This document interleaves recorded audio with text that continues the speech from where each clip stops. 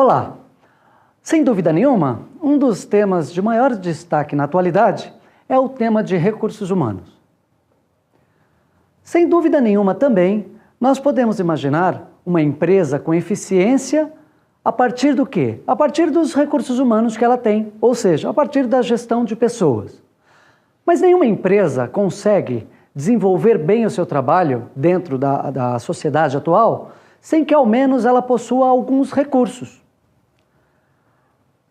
E sem dúvida nenhuma também, recursos são essenciais para as empresas nos dias de hoje. Existem vários recursos que uma empresa possui e eles podem se dividir em recursos físicos. O que são recursos físicos? Uma empresa não existe se não houver os seus recursos físicos. Ou seja, uma empresa, na sua maioria das vezes, ela tem um prédio, uma sede, uma filial. Isso é um recurso físico. Ou ela tem máquinas, equipamentos, ou seja, alguma coisa palpável que você enxerga e que você vê. Esses são os recursos físicos. Mas também, uma empresa não consegue viver sem os seus recursos financeiros, por exemplo. Isso quer dizer o seguinte: para eu iniciar uma empresa, para eu abrir uma empresa, eu preciso de uma sociedade. No mínimo, eu preciso de uma outra pessoa junto comigo que abra esta empresa. E a primeira questão é: qual é o capital desta empresa? Qual é o dinheiro que eu vou colocar nessa empresa para ela começar as suas atividades? E como eu vou ao longo do tempo, multiplicar esse dinheiro? Esse é o recurso financeiro. E, finalmente, tudo isso só é possível, e só seria possível, se eu tivesse um outro recurso. Um recurso essencial para que a empresa produza e faça um bem ou um serviço para a sociedade. O recurso humano, as pessoas. Então, cabe a nós respondermos a algumas perguntas. De onde nasceu o termo recursos humanos? Quais foram as suas principais influências? E quais as áreas da administração que influenciaram o tema RH? Para isso, nós vamos fazer uma volta ao tempo. Essa volta ao tempo tem o objetivo de nos situar nas principais teorias da administração. Vamos voltar às raízes que deram origem aos termos da administração, aos principais conceitos da administração e a evolução que se deu até chegar aos dias atuais. E vamos tentar fazer uma vinculação entre esses temas da administração e os conceitos de RH dos dias atuais. Nem sempre, por exemplo, foi assim como é hoje. Hoje nós temos as empresas, e na maioria delas, muito preocupadas com a área de recursos humanos, ou principalmente com as pessoas. Mas, se nós voltarmos um pouco no tempo, nós vamos encontrar algo muito diferente. Muitas empresas viveram na época da Revolução Industrial. Aliás, hoje, na atualidade, nós temos muitas empresas que ainda, quer sim, quer não, vivem na era da Revolução Industrial, na era das indústrias. Por quê? Porque elas olham muito mais para a produção, para a sua produtividade, para os seus resultados, do que para as pessoas. E nós sabemos que muitas vezes o que viabiliza os melhores resultados para as empresas são exatamente as pessoas. Introdução às escolas da administração. A primeira teoria que nós veremos agora é a teoria da Escola da Administração Científica. A época era muito propícia. Era a era da Revolução Industrial, onde as empresas precisavam, sem dúvida nenhuma, aumentar muito rapidamente a sua produção e aumentar a sua produtividade. A demanda era enorme naquela época. Então, percebeu-se a necessidade de entender um pouco mais como que poderiam, naquela ocasião, aumentar a produtividade das empresas. Foi entre o ano de 1900 e 1935 que surgiu a Escola da Administração Científica, ou seja, a primeira teoria sobre administração, trazida por uma pessoa, por um engenheiro chamado Frederick Taylor. A rapidez com que as coisas aconteciam naquela época remeteram, então, à necessidade, também muito rápida, de se encontrar um meio termo entre a produção e as demandas que o mercado oferecia naquela ocasião. Foi aí, então, que o Frederick Taylor, aqui pra gente, ele desenvolveu toda a sua teoria baseada na observação científica de algumas questões fundamentais. Os principais pontos da teoria da administração científica de Taylor levou em consideração principalmente planejamento, preparo, controle e execução. Cada um desses componentes tem uma lógica que precisa ser entendida.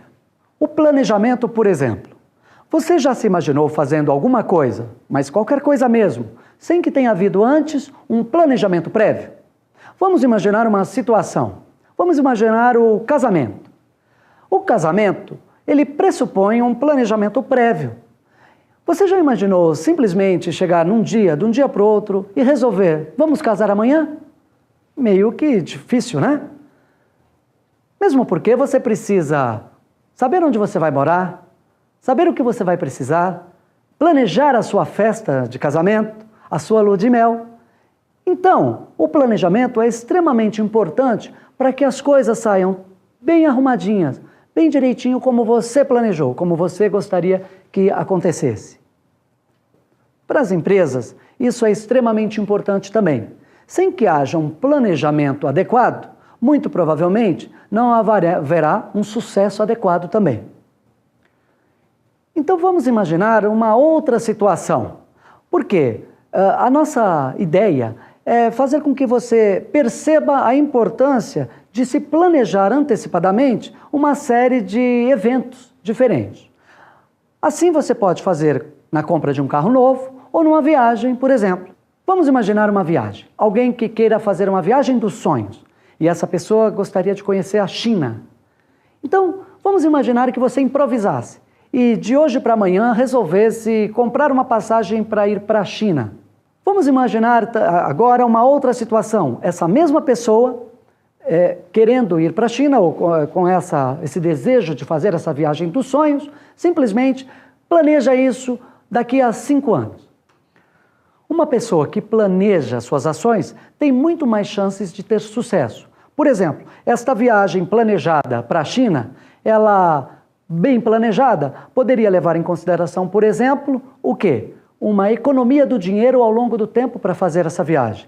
O estudo de um idioma para se dar bem lá no local onde você vai, no aeroporto e etc. O conhecimento da cultura, como é que eu vou agir quando eu chegar lá na China? E onde é que eu encontro pessoas que tenham o mesmo idioma que eu ou que tenham a mesma cultura que eu? Normalmente isso é comum em outros países.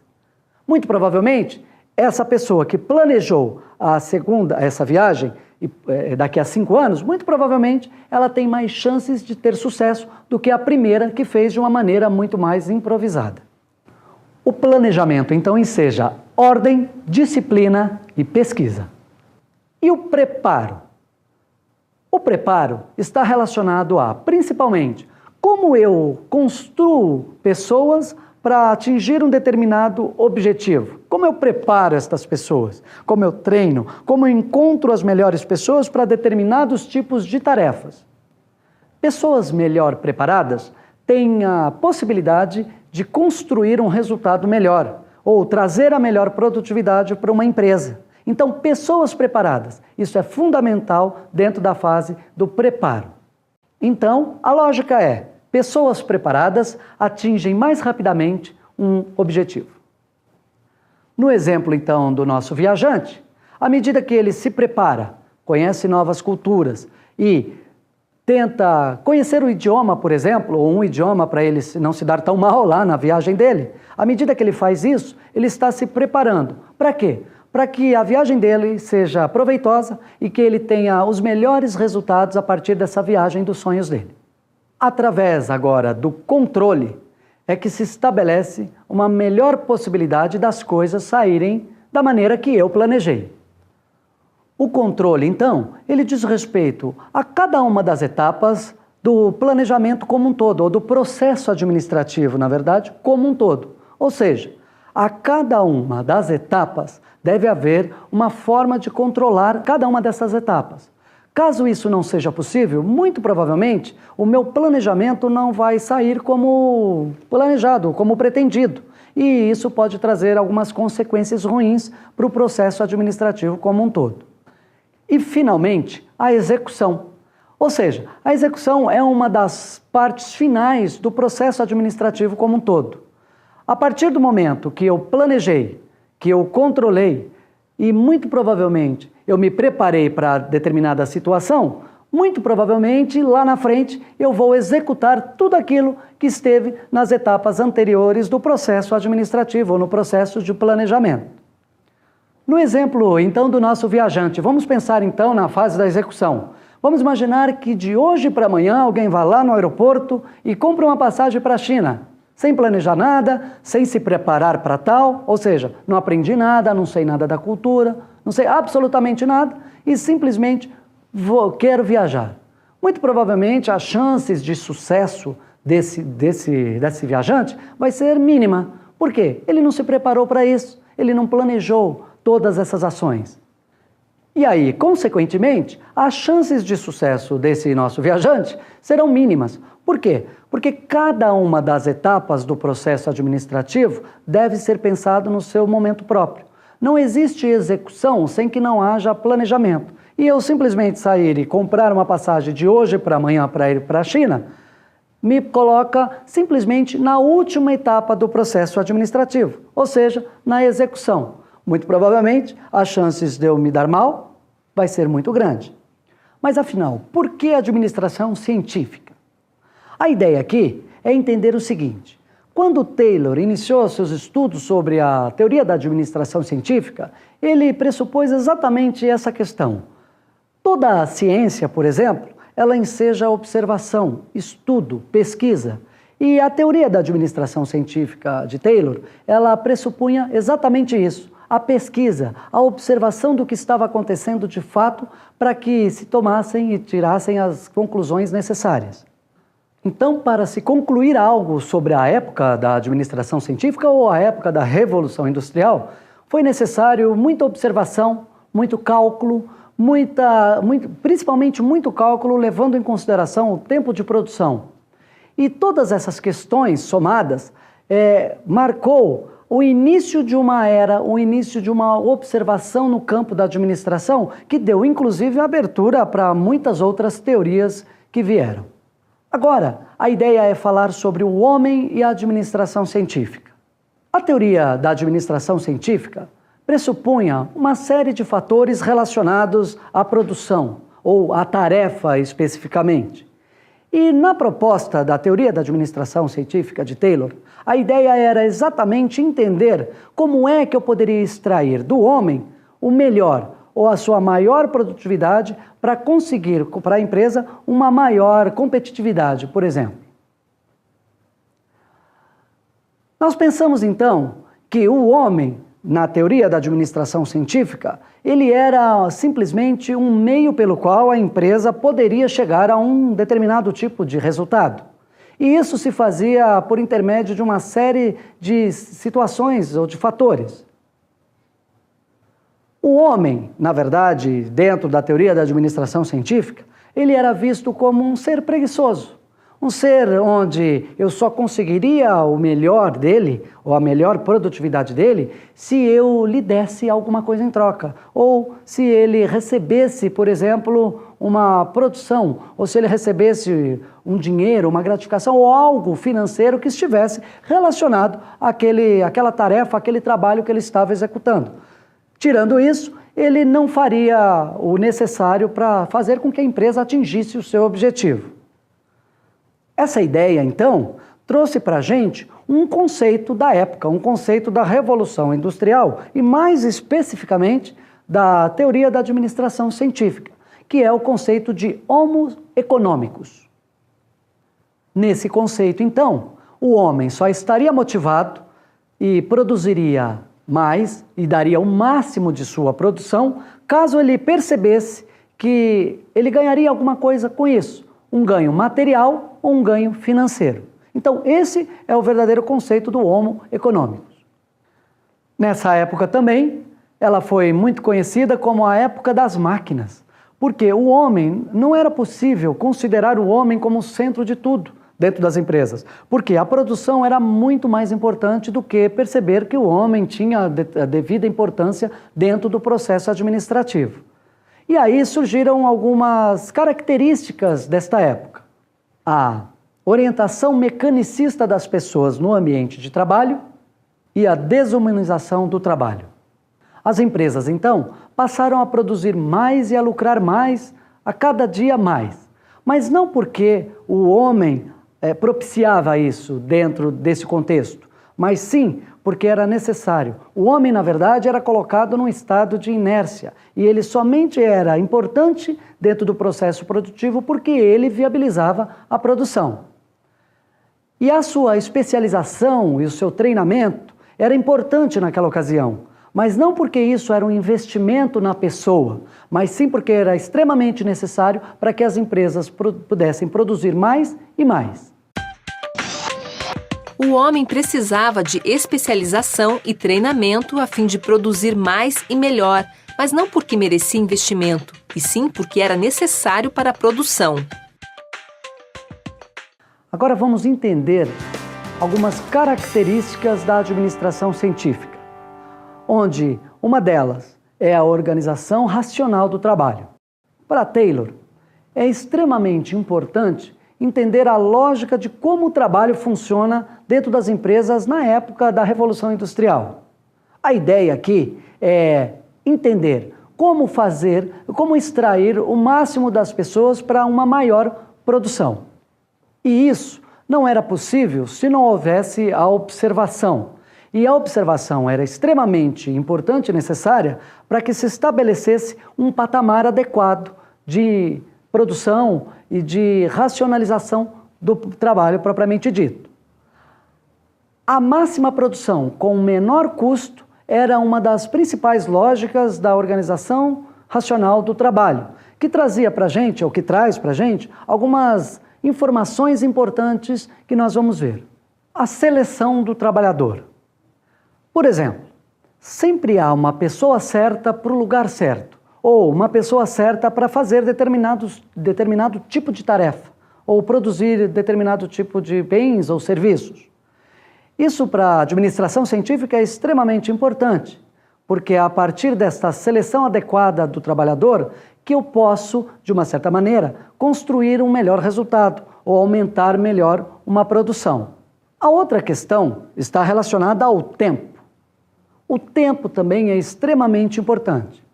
Levando em consideração que as pessoas são diferentes, o tempo vai nos remeter à seguinte questão: por que uma pessoa produz mais rapidamente do que outra na mesma tarefa ou produzindo a mesma coisa? Então, o estudo do tempo, de como as coisas devem ser feitas, em que ordem devem ser feitas, também foi uma das características da administração científica. Incentivos.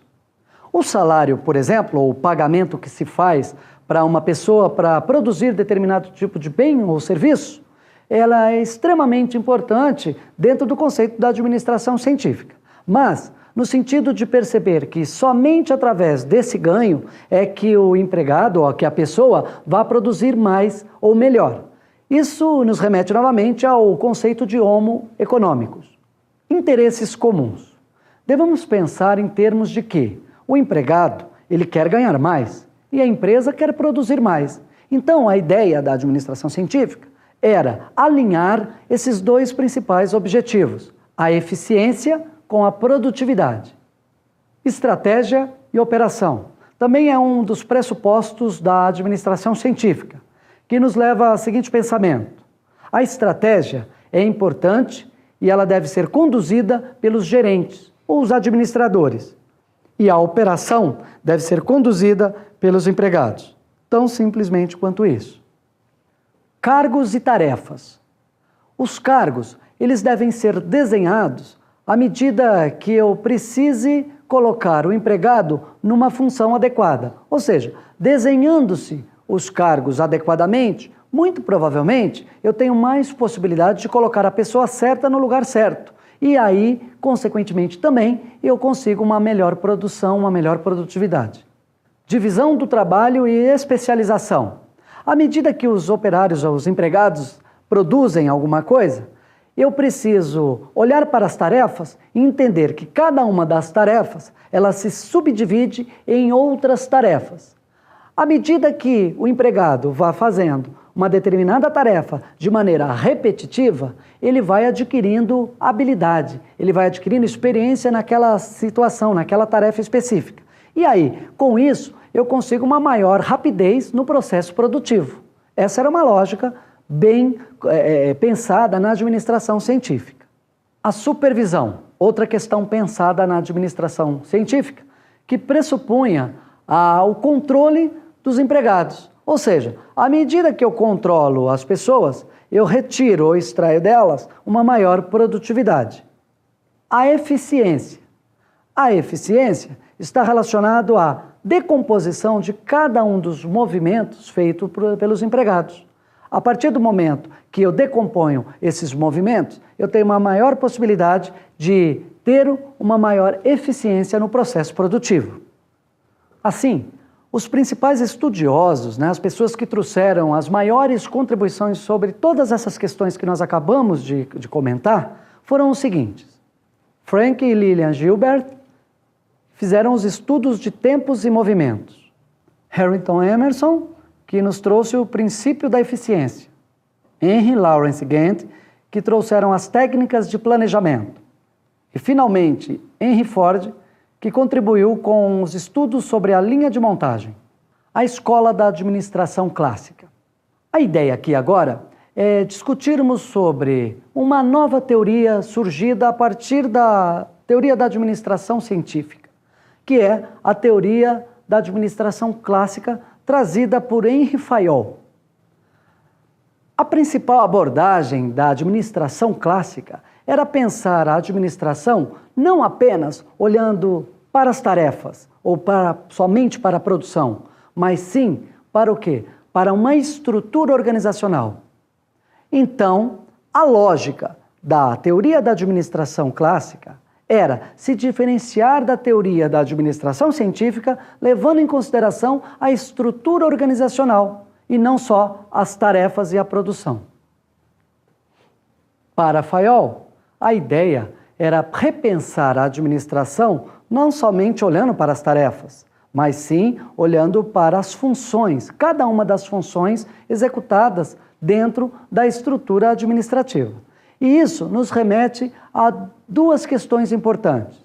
A divisão do trabalho deveria ser vertical, enquanto relacionado à sua hierarquização, e horizontal, enquanto relacionado à departamentalização.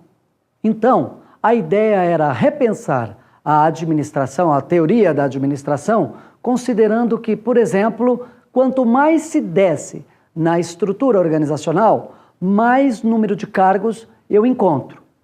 E quanto mais se sobe na estrutura organizacional, mais funções administrativas eu encontro. Então, Fayol nos trouxe uma excelente contribuição. E essa contribuição à teoria da administração, ou seja, à administração clássica, nos remete a algumas características fundamentais desta escola, desta teoria. Os princípios gerais da administração clássica. A divisão do trabalho e a autoridade. Conforme nós acabamos de dizer, a divisão do trabalho se divide em estrutura horizontal e vertical. E isso nos remete a um conceito novo trazido na escola da administração, que é a questão do organograma. Então, o princípio da criação dos organogramas, ela nasce dentro da escola da administração clássica. Isso se relaciona, por exemplo, à autoridade. Isso quer dizer o seguinte, que num organograma, quanto mais se sobe na escala da hierarquia, mais autoridade eu vou ter. E quanto mais se desce nessa escala do organograma, menos autoridade vai existir. Então esse foi um dos princípios trazidos pela administração clássica. A outra questão está relacionada à disciplina.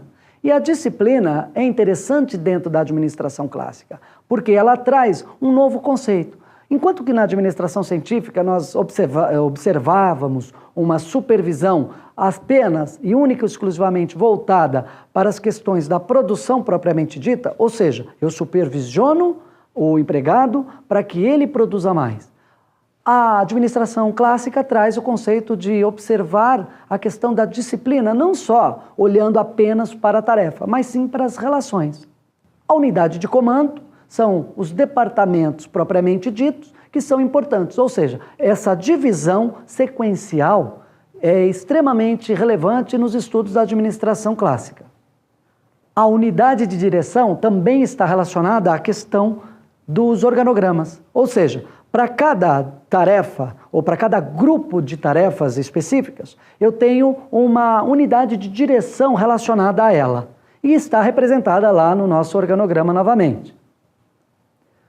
Outro fato importante dentro da administração clássica é o estudo da remuneração do pessoal, ou seja, eu começo a olhar a remuneração não apenas vinculado única e exclusivamente ao processo produtivo, mas começo a observar o contexto geral de como está inserido e qual é a relação que se estabelece entre a remuneração e a satisfação, por exemplo. Então, algumas questões já começam a ser observadas e pensadas para uma evolução futura para a área, por exemplo, de RH. Outra questão importante nos estudos da administração clássica é a questão da centralização. A centralização também nos remete a uma possibilidade de observar um grupo de tarefas sendo feitas de uma maneira centralizada, ou de uma maneira onde eu possa observar o conjunto e não só determinadas partes. E a divisão por grupo de funções organizacionais é outra questão que nós devemos pensar na escola da administração clássica. Por exemplo, essa divisão é feita da seguinte maneira: eu divido a organização, a empresa como um todo, em várias funções. Uma das principais funções, ou uma das primeiras funções, são as funções técnicas. Depois temos as funções comerciais, as funções financeiras, as funções de segurança, funções contábeis e, finalmente, funções administrativas. Finalmente, nosso objetivo principal aqui é entendermos qual é a evolução e quais foram as principais evoluções, primeiro, da escola ou da teoria da administração científica para a teoria da administração clássica. Porque, com relação a isso, o posicionamento do nosso entendimento com relação à área de recursos humanos se faz muito mais sólido, muito mais consistente. Isso porque, a qualquer momento, você pode se deparar com problemas na administração da sua empresa. E a partir do momento que você conhece como evoluíram as questões relativas à administração, muito provavelmente nós podemos ter um melhor resultado ou uma melhor solução para um determinado tipo de conflito. Isso, muito provavelmente, porque eu já entendo e já percebo qual é a principal diferença entre a escola da administração científica e a escola da administração clássica.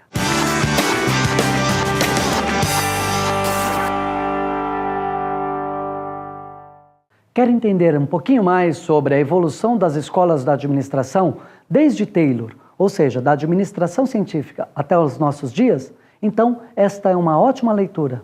Gestão Empresarial, de Taylor aos nossos dias, de Ademir Antônio Ferreira, Ana Carla Fonseca Reis e Maria Isabel Pereira, da Thomson Pioneira. Bons estudos!